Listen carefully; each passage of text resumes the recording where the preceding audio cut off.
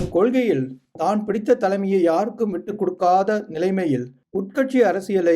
ஊதி தள்ளியதில் வெளிக்கட்சி அரசியலை பாராளுமன்ற தேர்தலுக்கு ஒரு விதமாக, அதே சமயம் சட்டசபை தேர்தலுக்கு வேறு விதமாக சமாளிக்க தெரிந்த நிலையில் தனித்து விடப்படுவோமோ என்ற நிலையில் தன் அரசியல் நகர்வுகளை தனக்கு சாதகமாக திருப்பிக் கொள்வதிலும், தன்னை தற்குறி என்று அழைத்த பாஜக தலைவரை மாற்ற வைத்ததிலும், தன் கீழ் தன் கட்சி செயலாளர் போல வேலை செய்யும் நயினாரை பாஜகவின் தலைவராக்கியதும், மோடியின் படத்தை ஈரோட்டு தேர்தலில் தவிர்த்து பின் அதே மோடியை தனக்கு தேவைப்படும் நேரத்தில் அருகிலிருந்து மாலை போட்டுக் கொண்டது, இவையெல்லாம் ஒரு விதமான அரசியல் சாணக்கியத்தனம். இன்றைய அரசியல் சூழலில் தான் நினைத்தது போல சூழலை மாற்ற வைப்பதிலும், போட்டியில் தன்னுடைய இடத்தை உறுதி செய்வதிலும், தவிர்க்க முடியாத போட்டியாளராக தன்னை முன்னிறுத்திக் கொள்வதிலும், தன்னை வெளிப்படையாக எதிர்த்த அண்ணாமலையை அமைதிப்படுத்தியதிலும் இவருக்கே வெற்றி. நம் வரிசையில் அரசியல்